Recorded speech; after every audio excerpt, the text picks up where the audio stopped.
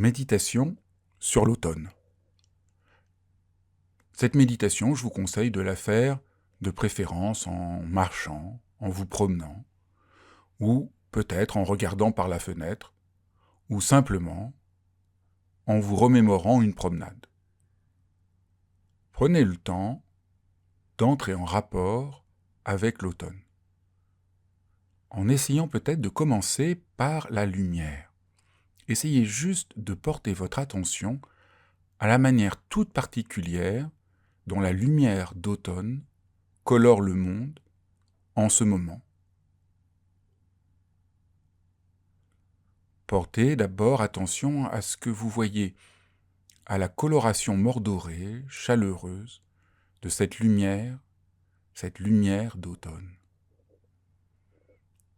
Alors vous pouvez regarder les choses autour de vous qui sont colorées, pris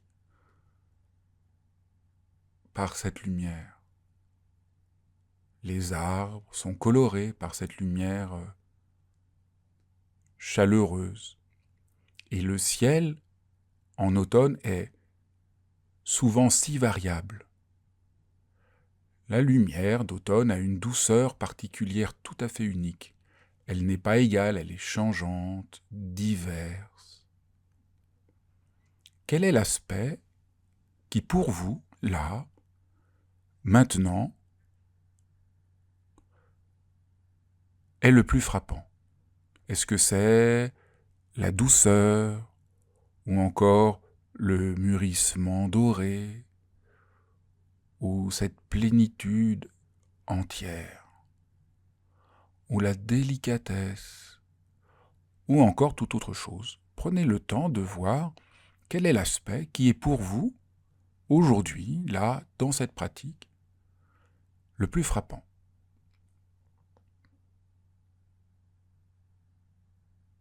Essayez de vous accorder à la lumière. Essayez de sentir la manière dont la lumière joue en vous, ce qu'elle suscite comme sentiment, comme émotion. Est-ce que le fait de vous ouvrir à cette lumière d'automne, d'y porter attention, de la laisser se déployer en vous, vous touche d'une manière particulière?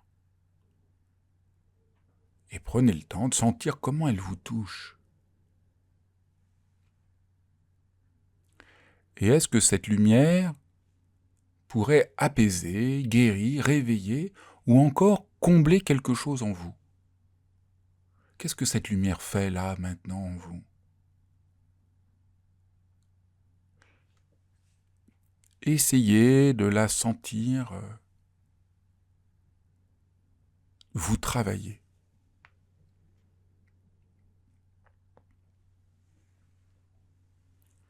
L'automne, c'est aussi les feuilles des arbres qui prennent des teintes si diverses, enchanteresses. Chaque arbre jaunit, s'orangit, rougit de façon différente selon son espèce, le sol où il est planté, et l'on voit comme jamais leur singularité.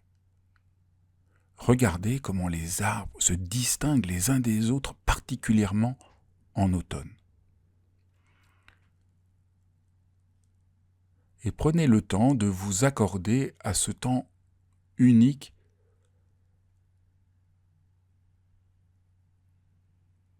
Prenez le temps de sentir la présence de ces arbres, chacun, dans leur unicité, travaillés eux aussi par l'automne.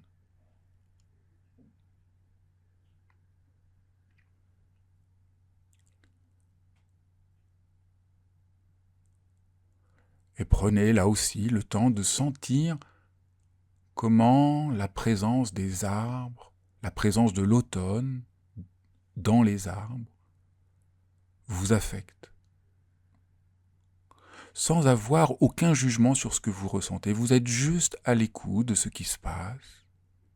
Vous êtes juste à l'écoute du mouvement profond de l'automne en vous, sans y accorder aucun jugement. Il n'y a rien que vous devez vivre, mais juste tenter d'être un peu plus en rapport à l'automne, être un peu plus synchronisé à l'unisson de l'automne. comme il est aujourd'hui, et vous pourrez refaire cette même pratique un autre jour, et votre expérience sera alors évidemment différente.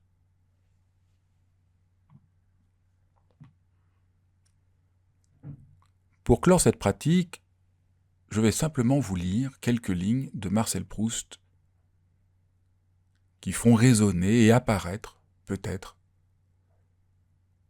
la merveille et la singularité de l'automne. Ainsi, c'était la saison où le bois de Boulogne trahit le plus d'essences diverses et juxtapose le plus de parties distinctes en un assemblage composite. Et c'était aussi l'heure. Dans les endroits où les arbres gardaient encore leurs feuilles, ils semblaient subir une altération de leur matière à partir du point où ils étaient touchés par la lumière du soleil, presque horizontale le matin, comme elle le redeviendrait quelques heures plus tard, au moment où dans le crépuscule commençant, elle s'allume comme une lampe, projette à distance sur le feuillage un reflet artificiel et chaud, et fait flamber les suprêmes feuilles d'un arbre qui reste, le candélabre incombustible et terne, de son faîte incendié.